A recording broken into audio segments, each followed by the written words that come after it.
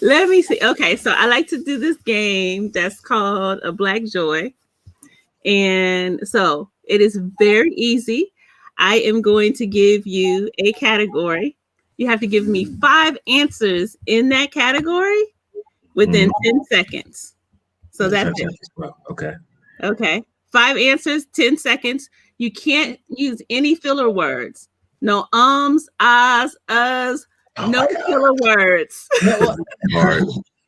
This is going to be fun. Okay. What's the game again? Sorry, I was reading something. Sorry. That's okay. So it's Black Joy, and I'm going to give you a category. You're going to name 5 things in that category in 10 seconds. You can't use any fillers. No ums, ahs, us, none of that. Who want to go first? I'll go. It's going to be so hard. So I'll go. Yeah. So you did your dissertation on racial identity, right? Right. Okay. So your category is racial identity. Name 5 things that are important for people to know about racial identity. 5 things that's important for people to know about racial identity. Go. Oh my God, I just did it. You out the box talking about Oh, gosh, that's so hard. And so you said no filler words. I was like, I'm going to be terrible at that. So I have to say 5 just words that are important about it, 5 or words, 5 things, anything. I haven't looked at my dissertation in so long. I just did it again. Okay, hold on. You put a pin in you. Let's let Michael try it. Okay, you ready, Michael? I think you can do this. All right, you got to represent for those Afro Swedes. Let's go. Okay, so your category is the Caribbean. I want you to name 5 people of African descent that are prominent from the Caribbean. Go. CLR James, Marcus Garvey, Claudia Jones.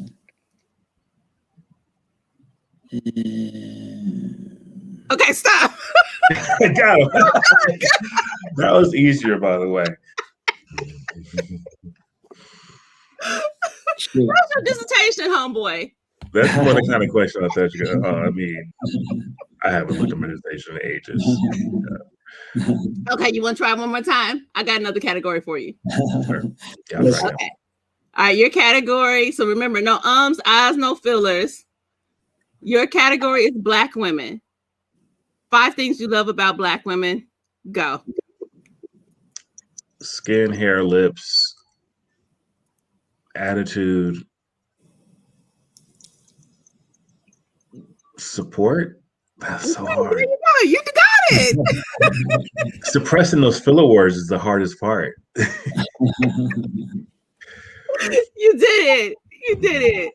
Good afternoon, everybody. My name is Dr. Ifetayo Ojelade. I'm a licensed psychologist.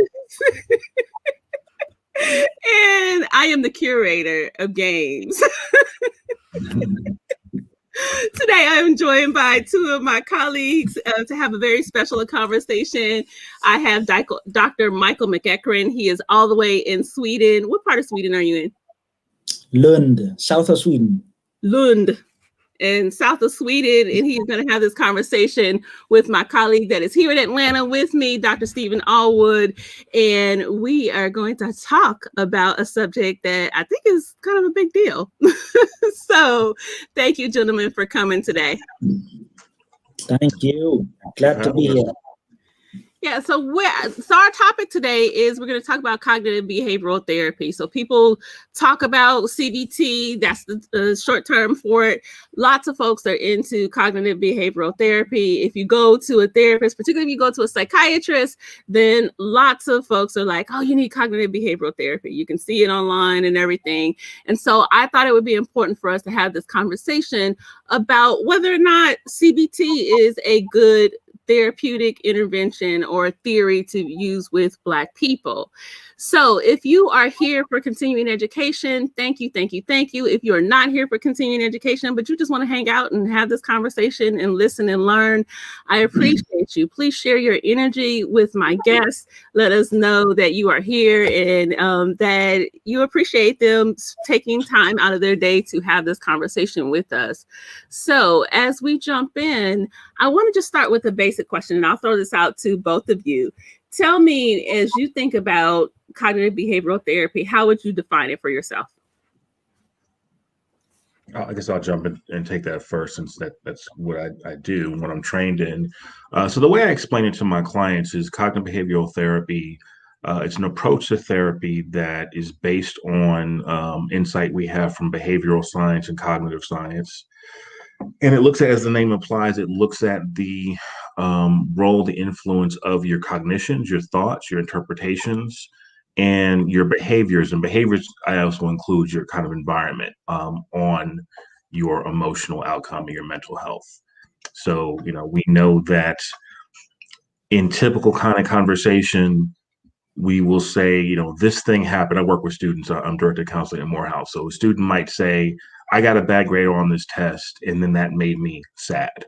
What we leave out is the part in the middle is, how did you interpret that event? And so what CBT does is it teaches clients how to, one, become aware of those thoughts and interpretations, and to recognize that sometimes those interpretations we make are not accurate or helpful, so that you build up a skill set where you're able to kind of recognize those thoughts as they're happening, question them, have more adaptive thoughts, and also look at things like your behavior patterns, the things in your environment that might be having an influence as well. So that could be your sleep hygiene, could be your morning routine, things like that, your social support network.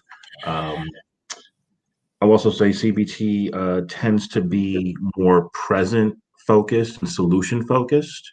So it's more concerned with what's happening here and now.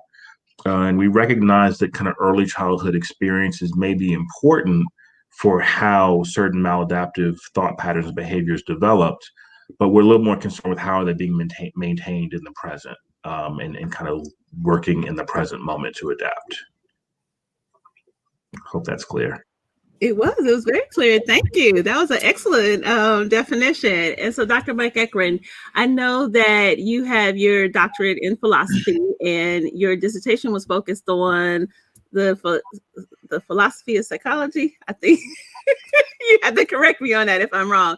And you looked at kind of like cognitive behavioral theories and ideas. And so if you could just jump in and tell us from your perspective, and I think it's also interesting because you didn't do your doctoral work in the United States, you did it in Finland. And so talk to us about cognitive behavioral therapy and how you would define it from your perspective. Yes, thank you, Ifetayo. So, yes, I like Stephen's description. I would say that there are two basic premises of cognitive behavioral therapy, and one of the premises goes back actually to the Greek Stoic philosophy. And you might have heard of a Stoic philosopher, for instance, by the name of Epictetus, who that humans are not disturbed by things, but by the view which they take of them. Mm-hmm. And the basic idea is that it is not things as such that makes us react emotionally the way we do, but as Stephen put it, our interpretation of things or our views of things, our perspectives on things. Now, that first premise, I think, and as we are going to talk today about the relevance of CBT to Black people, I think that premise is maybe one that, can be embraced without any issues by most Black people about how emotions work. But then the second premise, that one is more problematic, I think, from the perspective of Black people.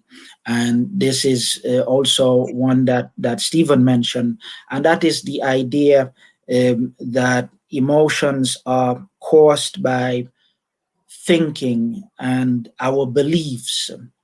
And so the underlying idea is that it is our core beliefs, so that makes us more prone to react in certain ways. So, for instance, we might be suffering from a lot of social anxiety around people, and that might be caused by an underlying belief that we have about ourselves, that we are in some way deficient or inadequate.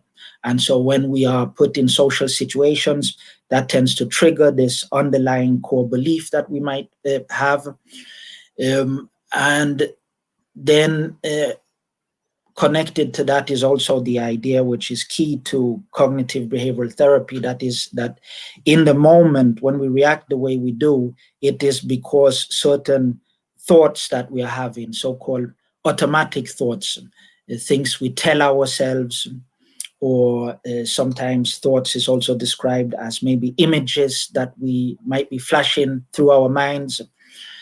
And then the purpose of cognitive therapy is for us then to become aware of this thinking and the underlying core beliefs, and then be able to question them and to be able to change them and replace them with, and this is described in various ways, but more adequate thinking or beliefs, or more rational beliefs, more functional beliefs.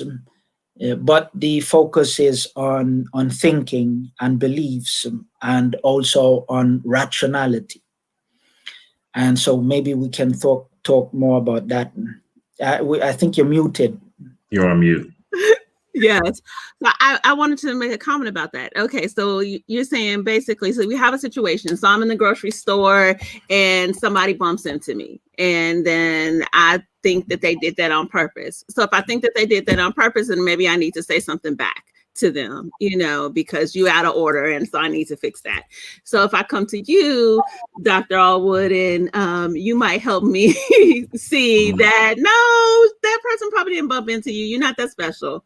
That wasn't what they were trying to do. So change my thinking, then change my behavior, change my experiences in life. That is really cute. And I think that's effective kind of for present moment stuff. So when I said that, that was a real example. I've had clients that say stuff like that. And it's like, baby girl, ain't nobody thinking about a bump into you in the store. Stop. But now let's take this to the larger issues of people of African descent globally. So if we're like, okay, it's a problem that the police decide that it's okay to shoot Black people, whether that be in the US or if it's in Sweden or in France or in Brazil, that is a problem. And I'm pissed off about that. And I'm not going to be okay with watching George Floyd be murdered by a cop. How am I supposed to change my thinking around that? I'd say you're not. And that does get to, I think, one of the pitfalls of kind of traditional CBT in a Eurocentric context is when done poorly or done without cultural competence, you can miss when some thinking is not maladaptive. I'm thinking of, I was working with a transgender Black woman, and she had a lot of social anxiety about being out in public. And I spoke to a colleague who's got a little bit more experience with trans clients. And I said, I know the CBT protocol for social anxiety disorder, which is based on the premise that her fear is irrational. And as a trans Black woman, it's really not. Right. And how do I parse that? Where's that line? And so I think like any kind of therapeutic modality, you can apply it badly and you can apply it without taking cultural context into account. I don't think CBT is unique in that. So in the case of, police brutality, my approach would be more to look at what's the emotional impact of watching these videos. And I would say, let's maybe not,